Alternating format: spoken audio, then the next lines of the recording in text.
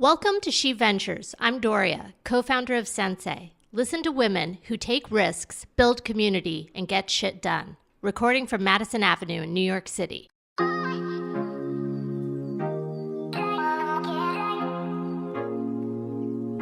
Yi-Hsian Godfrey, CEO and co-founder of Apiari, is a platform that helps match people with services. So think childcare, elder care, housekeeping, and it's a one-stop shop for all your needs. Welcome. Thank you very much. Where did the idea for Apiari come from? Apiary was started when my co-founder Ming had her second child.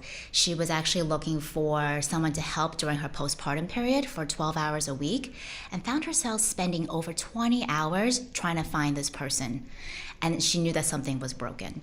So we looked around and found that there was really no platform that actually met part-time needs or short-term needs of a family and that offer a variety of services that we were looking for ourselves. And so that is how Apiari was born. Absolutely.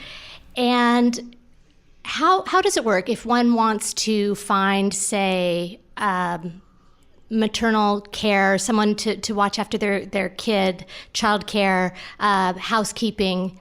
Walk me through as a customer what I would do. Absolutely. So when you go into apiary.com, you can actually get started and select the service that you're looking for in that particular session. So let's say you just had a baby and you're desperate for a good night's sleep. Right.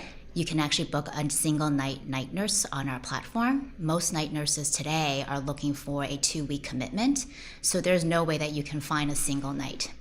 All of our providers are fully vetted as well as experienced, so we don't take anybody that just graduated from a night nurse school. I was going to ask you that. How rigorous is your vetting process? Pretty rigorous. We actually do 3 rounds of interviews, and then we look for 3 to 5 professional references, as well as a full background check. So we do it by county and state for criminal, as well as sex offenders.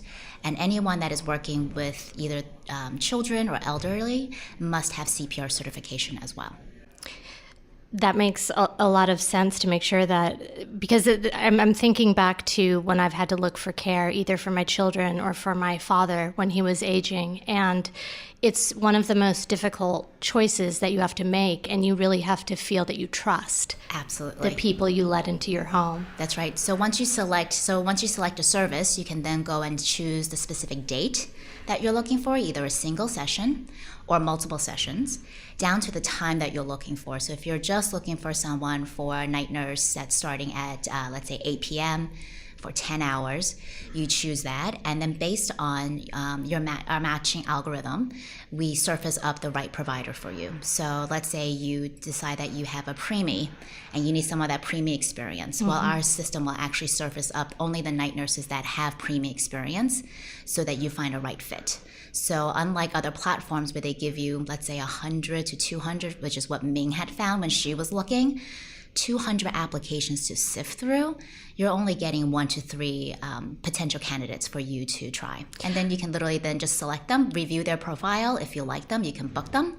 You can set up an interview with them if you want to interview beforehand, and then just book. I was wondering about that because there's a platform, I'm sure you're familiar with, care.com, and I remember looking for someone myself, and it was that exact same experience where I went through probably the same number of applications, feeling completely overwhelmed. In Ming's situation, she had just had a baby, and you want it to be seamless as possible. That's right, absolutely. And so that's what you're going after. So before Apiari, you were a marketing executive at American Express. Talk to me about that pivot. You know, I love the marketing I was doing, but then American Express became a bank. And I realized that I was no longer a marketer, but actually in compliance all of a sudden. And that just took out every innovation and creativity out of me and really made me pause to think about, what am I doing with my life? You know, I wasn't saving a life. I wasn't making a difference. I was selling credit cards. I was trying to get people to spend more on credit cards. And to me, that just felt a little bit empty. Yes. Especially when I had young children at home. And I felt like if I was to do something with my time, I wanted it to be worthwhile. It's interesting that you say that. I think back to before I co-founded CentSai, I was working as an editor. And I refer to my last job as a velvet coffin because it was very comfortable, but I was completely stagnant in my growth. And it was the same thing where I had small children and I was wondering what I was doing with my time. It sounds like you were facing the same. Exactly. And for me, when Ming asked me to co-found Apiari with her, it was also a moment in time when I was really getting frustrated with what was going on in the professional landscape, you can say, for women, meaning that there's so many companies that do the talk, right? We advance women, there's a pathway to growth, we're looking for programs, but I feel like they don't understand the biggest issue that women face is that we are still primary caregivers. Yes. And unless they give us something that help us alleviate some of our pain points at home, there is no way women can lean back into their jobs fully when it's, hey, we have a networking event tonight. Well, I don't have babysitting available on demand, right? Or, we have to work late this weekend. Well, you know what? My kids have all these errands. Who's going to take them? Not to say that women can't do these things, but it's not the best use of their time. Like driving and chauffeuring my kids to event, anyone can do, to be honest. It doesn't have to be me, but I don't have that other person in our lives to help with that. Right. So this is where we felt like Apiari can really step in and really make a difference to sort of women's pathway and their careers by just offering help whenever they need it. It makes so much sense to me. And one of the things that I noticed is that you're also offering for employers. So it's not just that customers, one person or one mom or dad can come to you, but from what I could tell, employers can also hire apiary. Yeah. And as you're saying, you had mentioned a number of statistics on your site that I thought were really telling. Employee burnout is costing companies $300 billion a year. Lowered productivity costs $150 billion a year, et cetera. So have you had a lot of interest from companies in embracing? We're just starting our corporate outreach, and we do have one corporate client, and that is exactly it. It's the fact that companies starting to realize that their employees need some help from time to time. And while they can give them money, which is what they have done traditionally, to find the help, the biggest pain point is where do they go to find this help, right? So back to care.com. Sure, I can give you the money to pay for help, but you're still left vetting, all these providers over 20 hours. This is adding more time, right? So what happens when people have not enough time, but too many choices? They just give up. Right, so many parents, and it's not just working mothers, because what happens if a working mother can't do something? It's pawned off to the husband. Yes. Right, it's a no-win situation. Somebody has to do it unless you introduce a third option, which is finding someone to help you out. And the nice thing, too, about your platform is that if you don't gel with someone necessarily, you always have the option of finding someone new, or conversely, if you find someone you really like, you can continue that relationship. Absolutely. So that was one of the things that we found as parents ourselves, was that I've hired so many nannies in the past, and they always tell you they can do all these things during an interview, right? But then they come to work for you and you hire them and you're kind of stuck, because you start to realize that what they say is their strength is really not as strong as you had hoped for, or your children are not connecting with them, but it's too late. So for us, just book for a session, try them out, like beyond the interview, have them play with their kids, have them take them to the park, see what happens. If you like them, you can mark them as a favorite, and you can go into their calendars and literally work your life around their schedules. Or you can actually build yourself a little team of providers that you have liked. And if one is not available, you like the other one just as much. And she may be a little different, but she works just as well. And you can have a go-to person at all times whenever you need it. That is fantastic, because I'm thinking back to my experience. I was lucky enough to have someone for 12 years who was with my children, and that's very unusual. And it was a word of mouth situation. And then once she left, I got immersed into this whole world of trying to manage. So what you're saying is a very real problem, because once someone is in your home and they're with your children and you know it's not working out, it is so difficult to figure out how you're going to transition them out. That's right. And so I feel like for parents, the dread of looking for another provider yes. is so daunting. We just try to ignore the telling signs that we do need someone new in our lives. So for instance, we've had a lot of providers that are great with younger children, but as children get older, they don't want the grandmother type of provider. They want like someone who's a little older, fun and hip and know all the, common music. And so that, our platform allows you to kind of change your providers as your life situation changes, without feeling guilty that you're letting someone go. Because when you let someone go, it means that another great family will be matched to them that fits their skill sets and strengths. How many people do you have so far that offer services?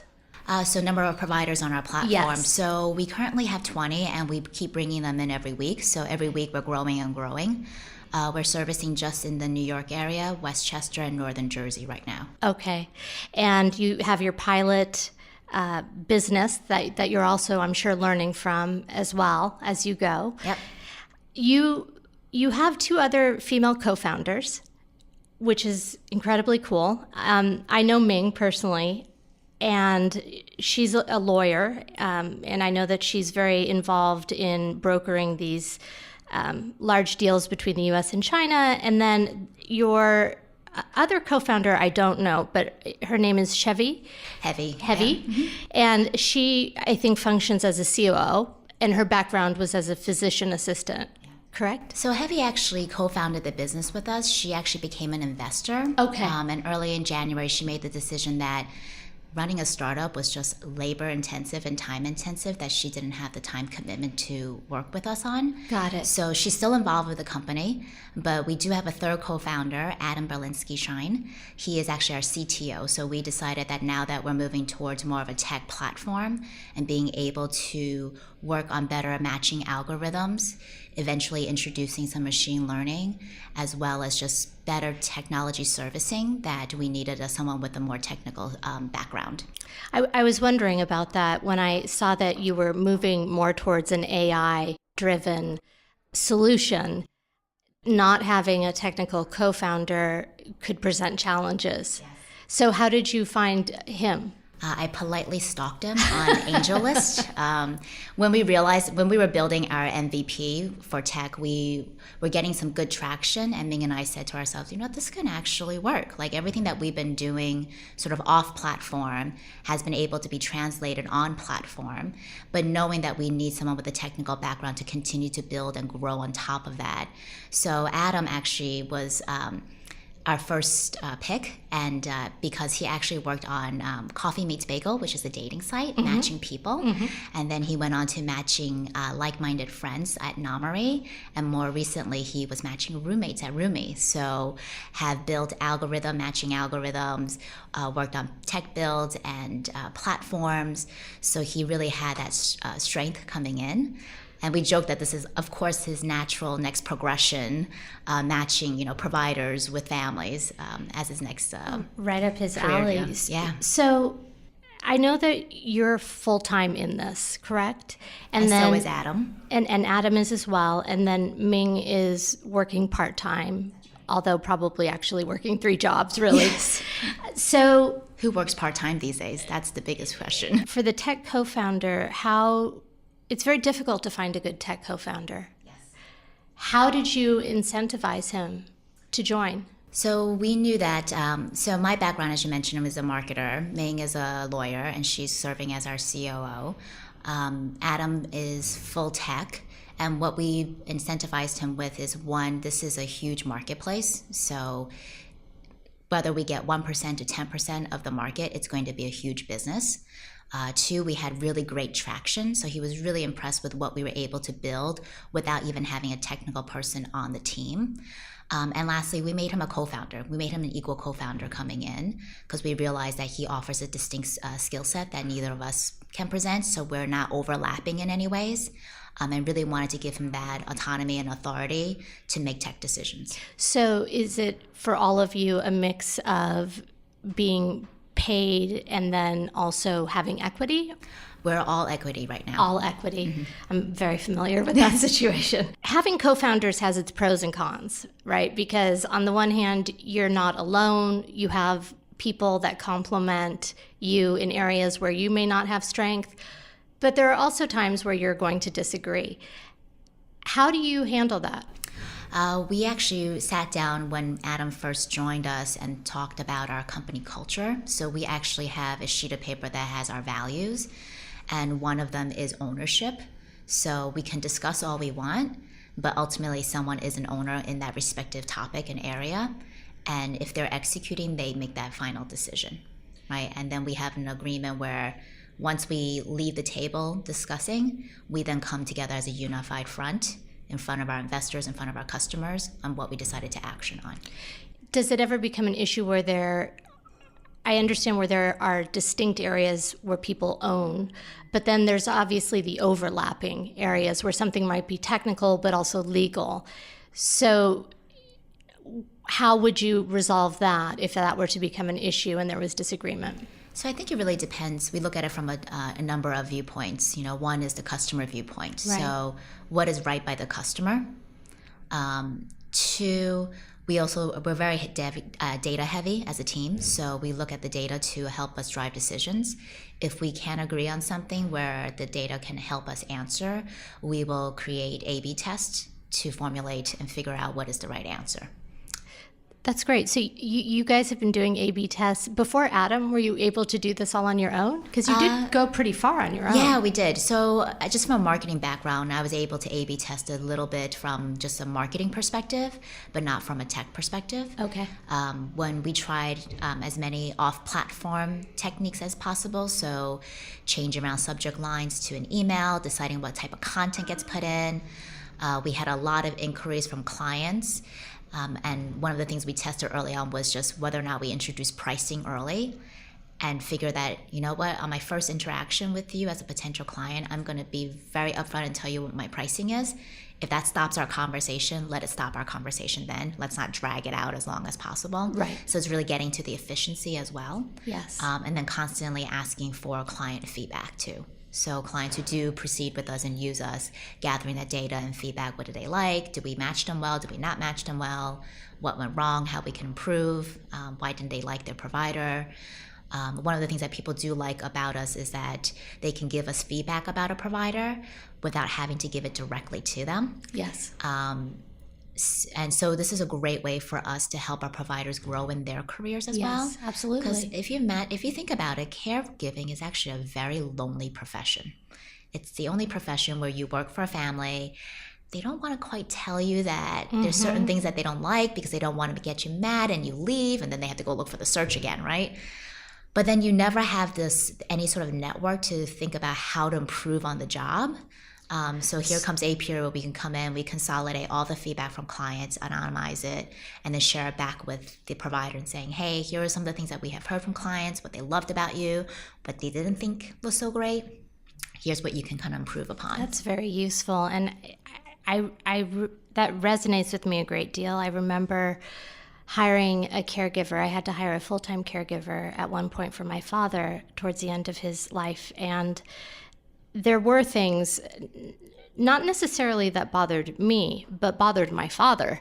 And he was very old-fashioned in his belief system and had his own comforts. And so it's also strenuous for the family to have to be kind of the go-between and try to, so it's wonderful that you're offering that service. And we've also had it the other way around where providers would tell us they're getting mixed communications from husband and wife. I believe that. Right, so here again, we can come in so they don't have to have this awkward conversation and go back to the client and say, what would you like to do? Because our providers are getting mixed messages, mixed instructions. What is it that you would really like? Yes. Right, maybe you want to sit down with your spouse and figure out what you would like to have done. That makes sense. So they do appreciate having that type of resource and support. So you've been going since early 2017, yes. And I thought you were bootstrapped, but then you mentioned that someone has invested. We bootstrapped it in the beginning, Okay. and then as we were seeing the traction that was coming in, we actually raised a small friends and family round Okay. to help us build our tech MVP.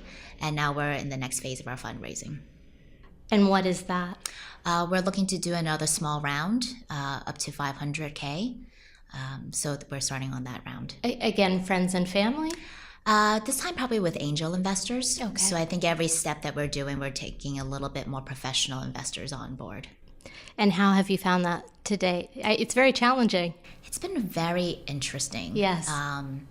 So much of it, especially in the business that we're in, one is trying to convince people that yes, we're women, yes, we're looking at the care industry, but it is still big business. Yes. So trying to convince people that it is a business at the end of the day and not a feel-good lifestyle type of company. Two, we find that there is a lot of inherent bias in evaluating our business. So if the investors that have been really interested in our business have gone through some kind of pain in searching for care providers. A good example is one where they had a full-time care provider. The provider fell ill, and they needed a replacement for a month, and they had to scramble to kind of pull something together. But if you haven't gone through that journey, you don't think it's an issue. And a lot of male investors, I hate to say, even though they have families of their own, oftentimes they're not the ones left with having to find care providers. Right. That they don't understand how painful it is to go through the process every time when you need care and your old provider has left you. Do you feel that you've had to change your messaging in order to accommodate for that inherent bias?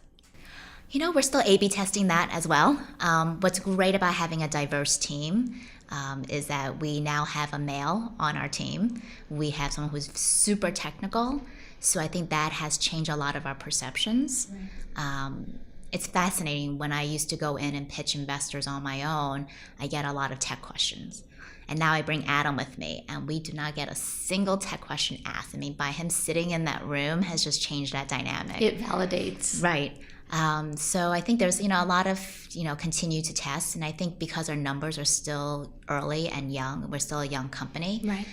We just need to grow our numbers. At the end of the day, it's just a numbers game for the investors. So it's really needing to show that traction. I think the more traction we show, the less it becomes reliant on the industry or the people or the entrepreneur. To date, what lessons have you learned? For example, when I think back to some things that I would do differently, I know that we went after too many ideas too quickly. And so we lacked a focus that we should have had from the get-go and really focused and completed one thing before doing the next thing. And so we started multiple projects at once, and that made it difficult to complete them. And the other mistake that I think that we made was scaling up too quickly. I think you have a very small team, and there's a lot to be said for that because it manages costs. What are some of the mistakes that you feel, or mistakes or things that you would do differently? Absolutely. I would say that one, coming from a corporate background from both Min and I, we took too long to execute on a number of things. And I think we took too long because we were trying to build perfect. So I would say for anybody who's starting a business, just get started, start somewhere, don't wait to launch. We were trying to collect too much secondary and primary research. So we took 6 months, surveying potential clients and digging into the marketplace. But I think we really needed that just for us to feel comfortable Absolutely. launching. But in hindsight, it was like, why not throw up a website and just launch? The best thing that Heavy ever did for us was push us to launch. She was like, let's go. Like, let's not wait any longer. And, had it not been for her, Ming and I probably would still be like tweaking the copy on our website, Waiting for finding that. the perfect picture. Yes. So if it wasn't for her, I really credit her with, just really pushing us out the door. And I think that's really what was really important for us. To do it. To be honest, we spent the first, I would say, 9 months really doing customer listening. And I think what a lot of times people miss doesn't understand is that you can actually listen to your customers while being live. Absolutely. That's a great point. You can, and you can learn and tweak as you go along. Exactly. And so that's helped you. Yes. What would you say is the most surprising feedback that you got that you didn't expect to get from a customer? I think one was what I shared with you earlier, how these women are senior executives in their organization, and yet they feel like they couldn't give feedback to their providers. So oftentimes they would come to us and say, I have some feedback. I'd love if you can try to somehow share it with them. That was one. Two, we weren't surprised, but love always hearing how great our matches are. And that's what we're trying to build into the algorithm, is really understanding the customer needs and then matching them to the right provider. So many of our competitors, I feel like, treat their providers as commodities, meaning that one cleaner is just the same as another cleaner, one babysitter is just the same as another babysitter. But we really try to make sure that we get to understand who our providers are and what their strengths are, and really surface them up for that particular opportunity. I sense that you really humanize the whole experience, which is wonderful. Absolutely. Because it's one of the most personal and difficult decisions that anyone ever makes. Exactly. So let's talk a little bit about entrepreneurial burnout. I've certainly experienced that, also because I have children. Yes.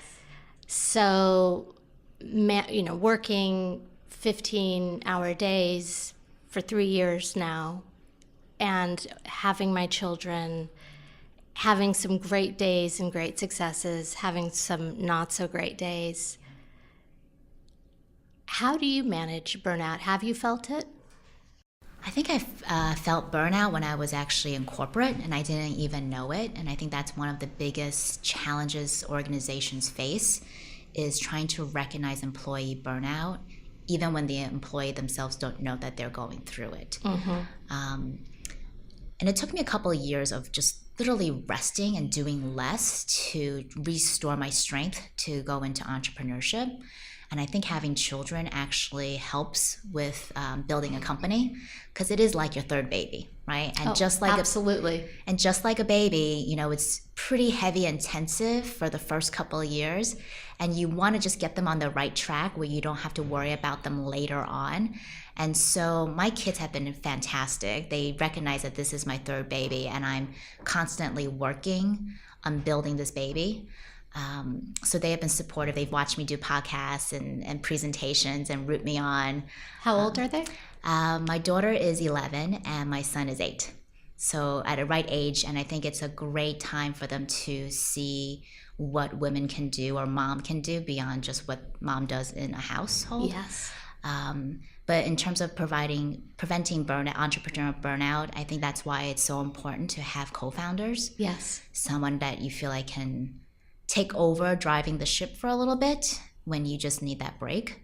And even just to have lunch together and not talk business. And we had our first company outing last week, which was... Oh, that's cool. Yeah, we all went to California last week, and just we were there for a meeting but had a lot of downtime, so was able just to make a good trip out of it and really bond as people. Because whether or not we succeed or fail, it's the people that we go on the ride with that's so important. So true. And we're in it together, and I think that is sort of the mentality that we have.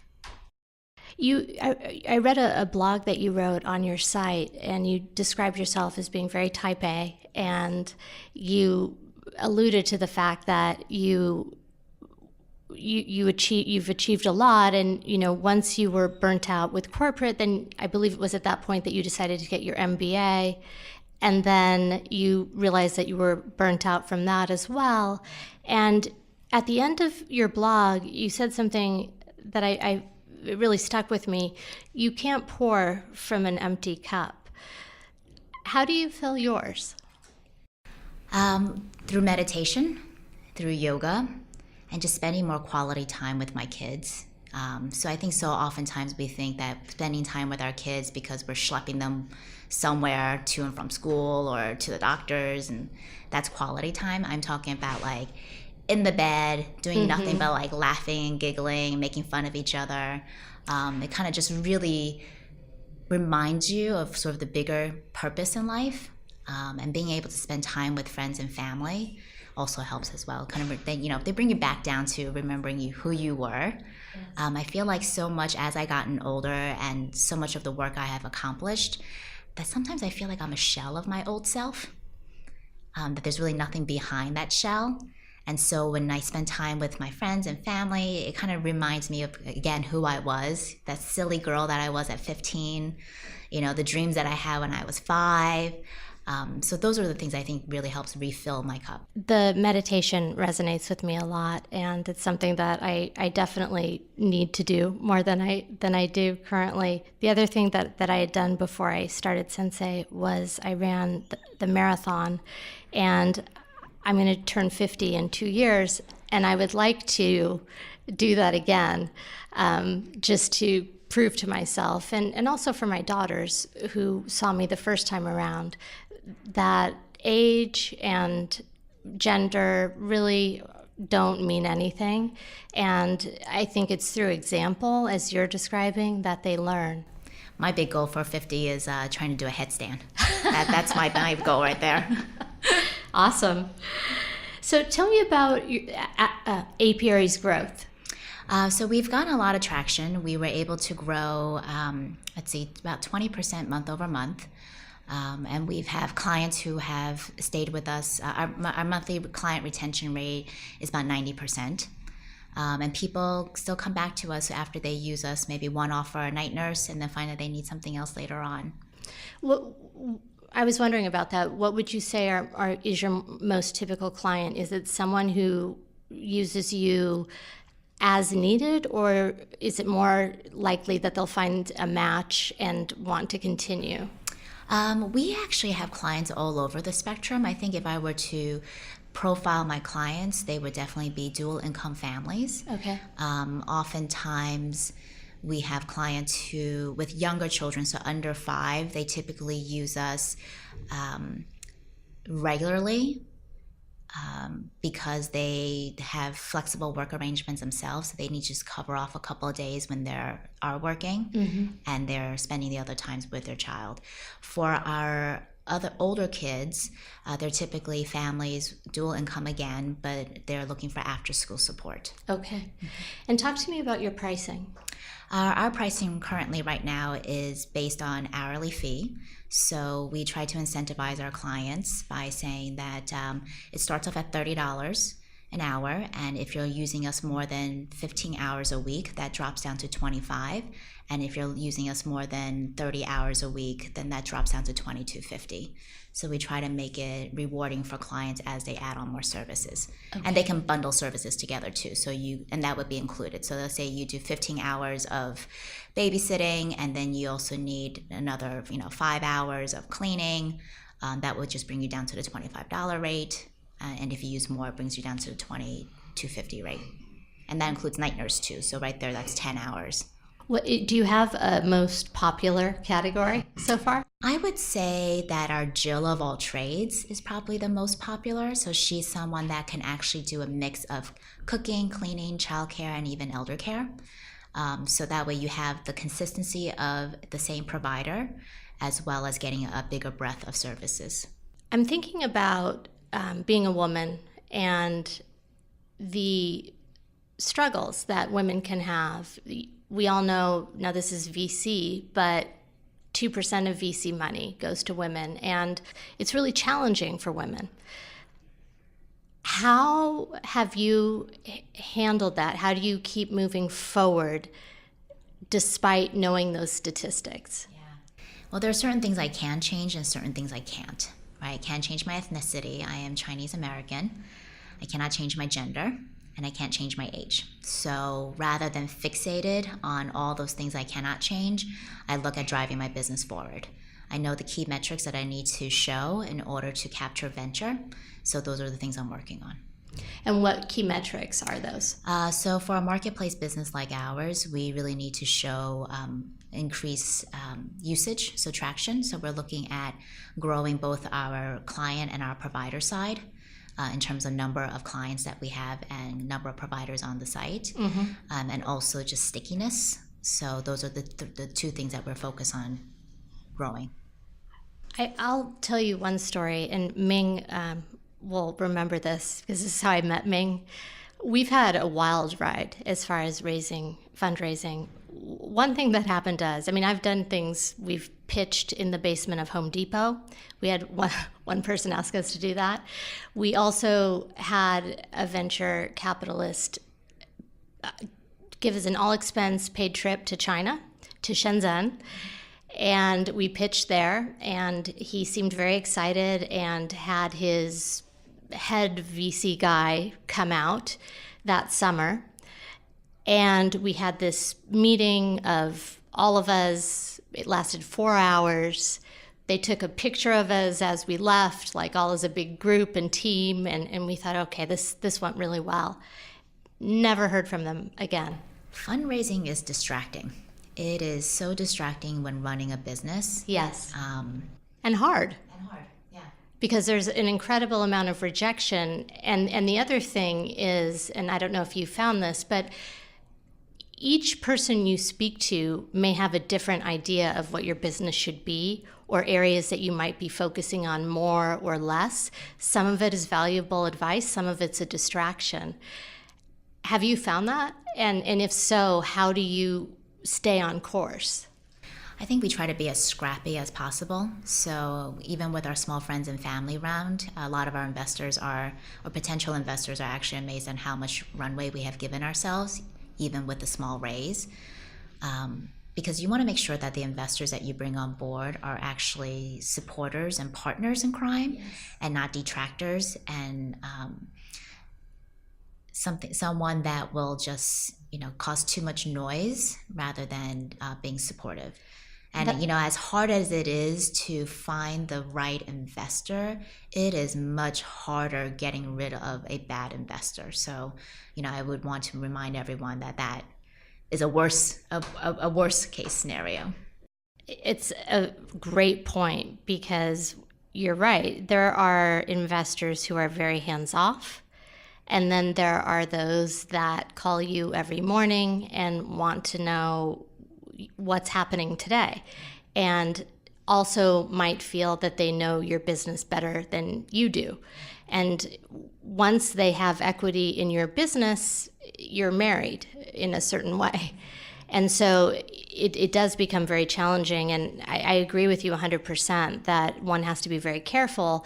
Yet at the same time, businesses need to grow, and it's such a hard balance of what am I willing to accept as a founder in terms of venture capital and terms, and what am I not. And I think every time we raised money, we all had to come to the table and say, are we ready for the additional responsibilities as a founder that we were going to take on other people's money? For me, I'm very cognizant that I am fiduciary responsible for the funds I have raised. And so it's really to make sure, do we have a plan in place to spend this money wisely? Right. So we actually have broken down our fundraising into hundreds of thousands of dollars. If we raise $100,000, this is where we're going to put our money. If we raise another $100,000, this is the next thing that it's going to go to, right? Being really deliberate about what we're going to spend the money on and what we can accomplish. And are all these things that we're going to spend money on going to yield us the returns that we know that these VCs are looking for? Like, we're not building anything frivolous. We're not going to build anything that's prettier, that doesn't yield us any more traction. Like, those are the things that we're very cognizant about. That said, I think meeting with as many investors has been really beneficial to us, just to kind of get a sense of how they think. One investor asked us about our true north metric, which we haven't really thought about. So it was just even great to have that conversation, to be like, yes, what is that one metric, that we're looking for as we're growing? So that helped us kind of cement some of our thinking and just getting more refinement. But that is really what a good investor will do, is raise some good questions for the team to go think about, not so much drive the direction of the company. What is your true north metric? Our true north metric is to drive 20% month over month revenue growth. And have you been able to do that so far? We are starting that process. So we just literally started last month. Because we Fantastic. actually launched our product we launched our product in the beginning of October. Of this year? Yes. Okay. So we've done everything off platform, and our platform just became live, still in beta, but live as of October 8th. How are you marketing? So right now, because we don't have a lot of funds, we're trying to explore all the free and low cost marketing as possible. So we're working with associations, we're starting to do our corporate sales, which is a little longer lead time, but I think will yield us a better result. And also just going out into Facebook and Instagram and starting our content marketing again. Are you in charge of that, I Yes. assume? Okay. Do you enjoy it? I do. I love listening to customers, and I love getting into their heads on what really makes them motivated to do something. And we really believe Apiary is a solution to a problem that we're all facing. So excited to kind of just offer that as an option for people. Definitely. How would you say female entrepreneurs can help each other? That's a great question. One of the things that I have started is Female Founders Supper Club. So we meet every third Tuesday, and we're like stage companies with a female entrepreneur, and we get together and share stories about how fundraising has gone, if we had questions on creating trademarks, if there's lawyers that we want to use, how we've been doing bookkeeping, and even down to just investors we have met. Getting some inside scoop on how that conversation has gone. And I think that it's been a really supportive network for us. Dorian, I know you're shaking your head because you're a member of that as well. Yes, I haven't made a meeting yet, but I will. And it's also just still early. We only had one meeting. Yes. And we're finding speakers to come in. So we have accelerators who are happy to come talk to us about what an accelerator program can do for us. We have members of the Female Founders Club who have done a lot of storytelling and help us refine our pitch. So really looking at each other on how we can grow, and everybody brings in their own special expertise. So it's really nice to be able to kind of just tap into a immediate network. And so if there's a female founder listening to this who is in New York City, because we meet in New York City, how can they find out more? They're welcome to email me directly, and I'll add them onto the list. And like anything, they can come and check us out. And if it's the right group for them, we encourage them to keep coming. Right, and they can find you on Apiary. That's right. So what do you think are some of the steps that we can take to help with gender parity? Because it is an issue as far as funding. I know that you've said that you keep your eye on the metrics, and as long as you do that, that should help you in terms of raising money for your business. But I do think there's an inequality, certainly statistically, in terms of how many women are involved in business, in senior positions. What do you think we can do as women founders to help others? I think one is really just continue to network. It's really a network business. So getting out there, I know sometimes it's so hard for women to say, I just finished my day job and now I have to go out at night. I don't know who's going to be watching the kids, or I have other responsibilities. I have to grocery shop on the weekends. Like, pawn that off. I think two is it's to ask. So many women don't ask, right? We don't ask enough. We don't have the big vision. We do have it. And I think the bigger issue that I'm hearing in the funding landscape is that investors want companies with big vision. And then women come and talk about their big vision. And then investors like, no, I don't believe your big vision. Right. So there's something there that I don't know what the answer is, but that's what I'm starting to hear.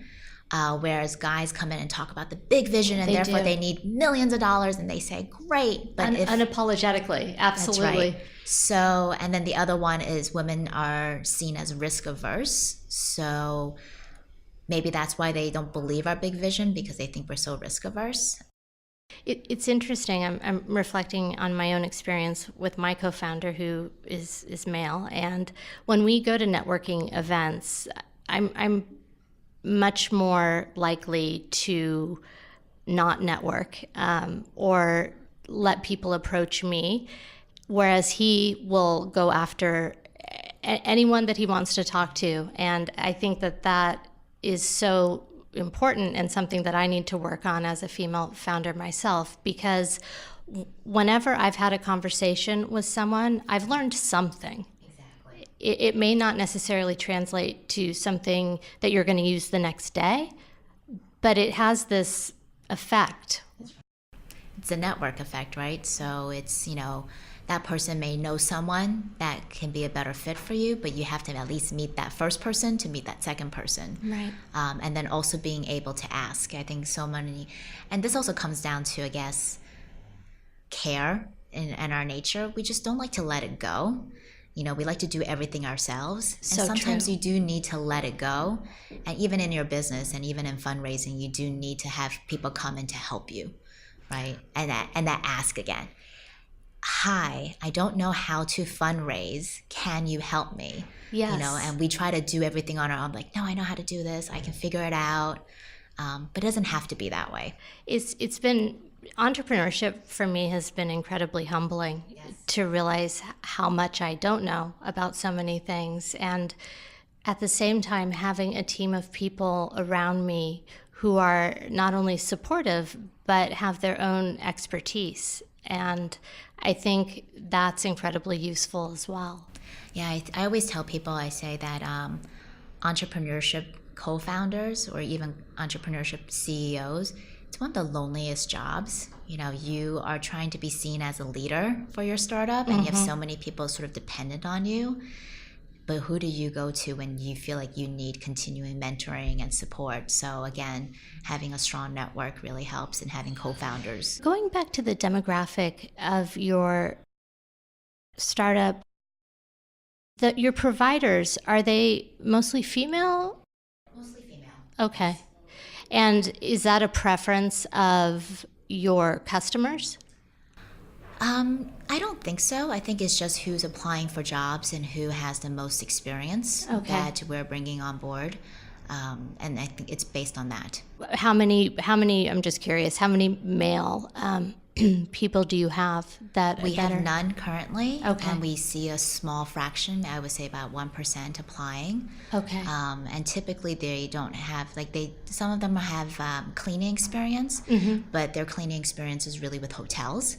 So again, working in hotels and homes are very different. Very different. So we really look for people with the right experience for now. That makes sense. And it seems to be true that women are stereotypically the caregivers. Yeah, so I think there is a study from Northwestern University or Northwestern Medical Center that basically found that 83% of care providers are women. That doesn't surprise me. And then it also goes back to what you're saying and the whole reason for your business, which is women are the caregivers and they're working and they're raising their children. And so therefore, where do we go for help? Yeah, we find that part-time help is the hardest type of help to find, yet it is the most prevalent type of help needed. It's not so much if you will need the help, it's just a matter of when, right? So I can guarantee that every one of your listeners will need some kind of care help, whether it's for themselves, for their parents, for their kids, for their pets. They're gonna need help. So just start planning for it. And I think that's where people kind of don't think enough about the help system that they have in place. Oftentimes I hear from women, oh, I have my mom. And I was like, yeah, but it's just a matter of time when mom is a person that's going to be needing the help. And then you're stuck without your primary care provider and you're stuck with your children. So what are you going to do then? That is so true. That's exactly what happened to me. My mother was in her 70s when my children were born, and she was very involved in their lives, wanted to pick them up from school, take them out. And she wasn't their primary caregiver, but certainly was She was there your backup. a lot. Yeah. Yeah. And I knew I could count on her when I needed to. And she's now 84. And it's really more about caring for her. And so you're very right that things change much more quickly. And it also reminds me of the financial aspect of this, which is that listeners should think about putting away money, slowly even, for the eventual time that you're going to either need to provide elder care, childcare.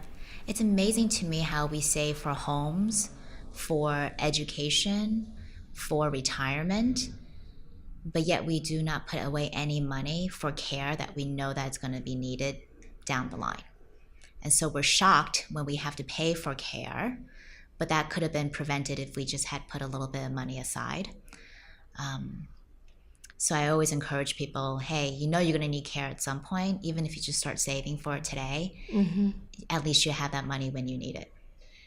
I couldn't agree more, even if it's put in an emergency fund. And there are so many apps that are out there that allow you to just section off a certain percentage. You almost don't even really notice it if it's a very small amount.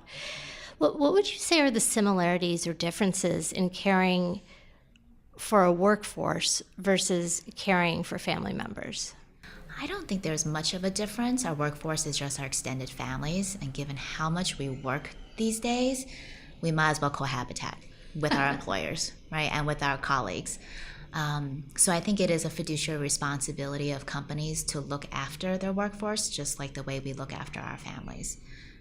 I couldn't agree more. And I was blessed in that when I was at Condé Nast, they had 20 days of emergency childcare that was included in my package. And thank goodness for that, because there would have been times that I could not have shown up for work if I hadn't had that. I think one of the biggest misperceptions that I have seen in the marketplace is that if you have children, the only type of care you need is childcare.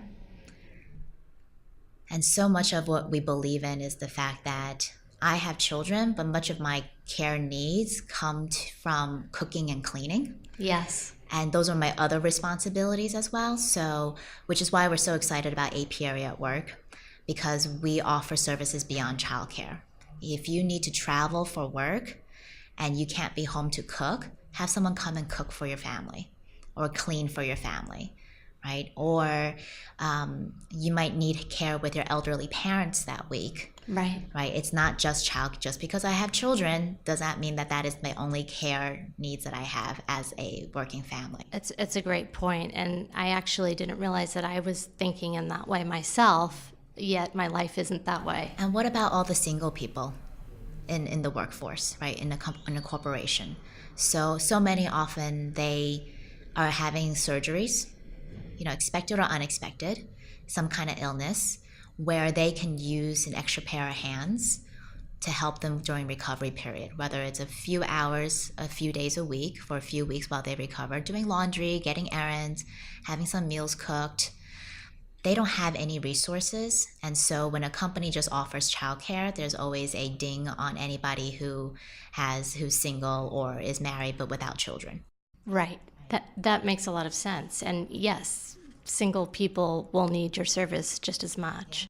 And again, when you have surgery and you only need somebody for 3 hours for, let's say, 3 days a week for the first week that you're home, are you really going to Craigslist to look for someone to come into your home? I'm not. Right? Are you going to spend 20 hours vetting someone while you're recovering? A lot of times these are emergency, procedures that are done.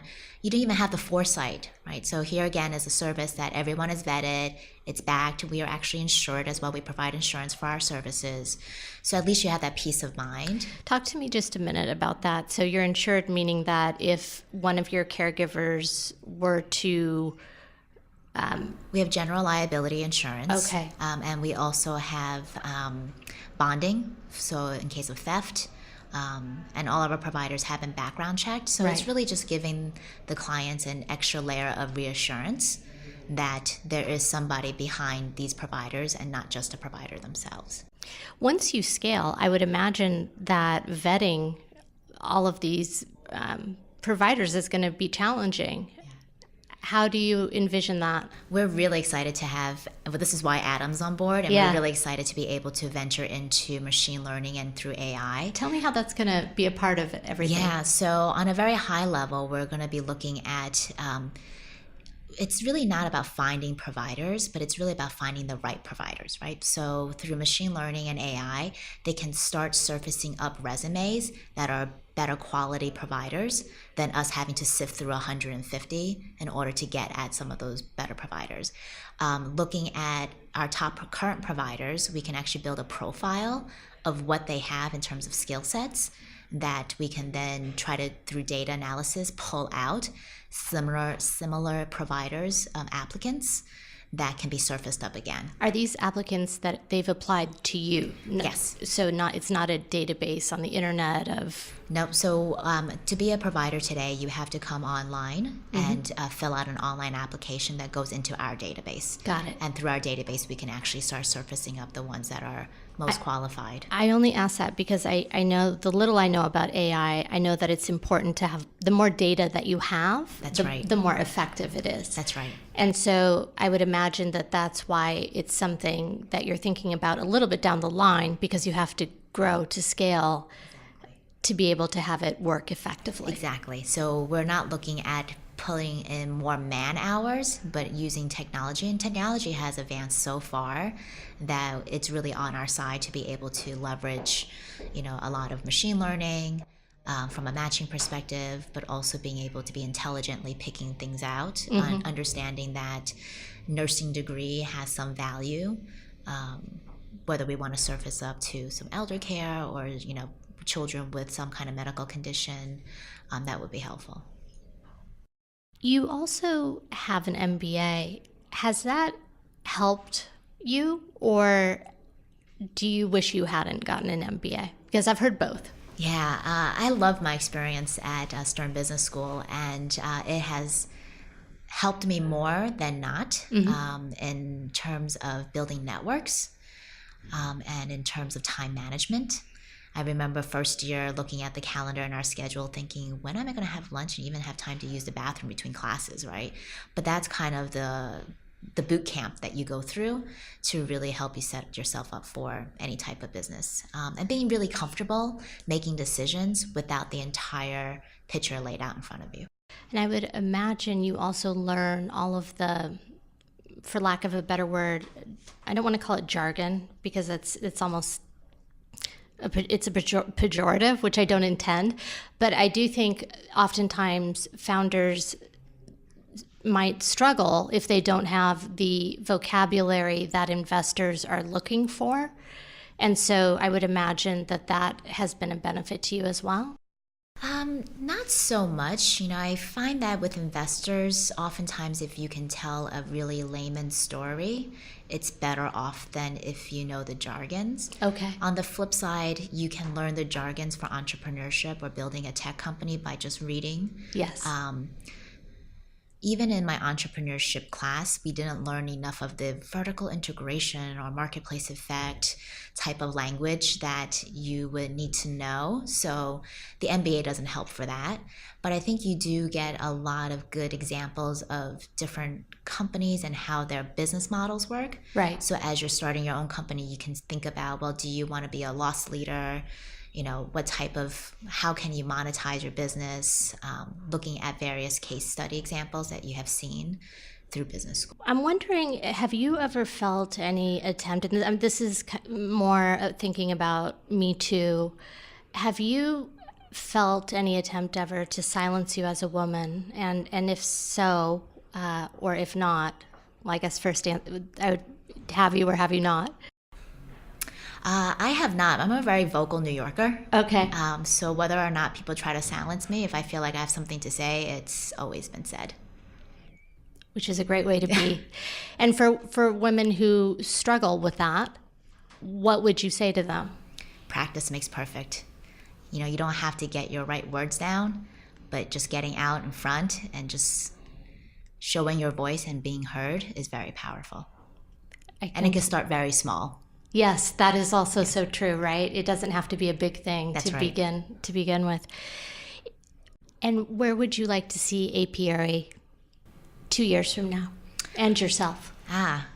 So let's see, 2 years from now, we have goals of being in multiple U.S. cities. As myself, I would love to be running a larger team and being able to let go. I think that's going to be my personal biggest challenge, from a entrepreneur, a small team, and all three of us having to do it all, to really finding the best quality talent and letting them own part of their responsibilities and seeing them grow. I love to be seeing myself on vacation too in 2 years. That's the other one. Vacation. I haven't had one of those in a long Right? time. What are those again? Exactly. A true vacation where you're not working. Where you're not working, no laptops. Thank you so much for being on. Thank you for having me. And if you could let our listeners know where they can find out more about Apiari. Yes, please find us online. We are at www.theapiari.com.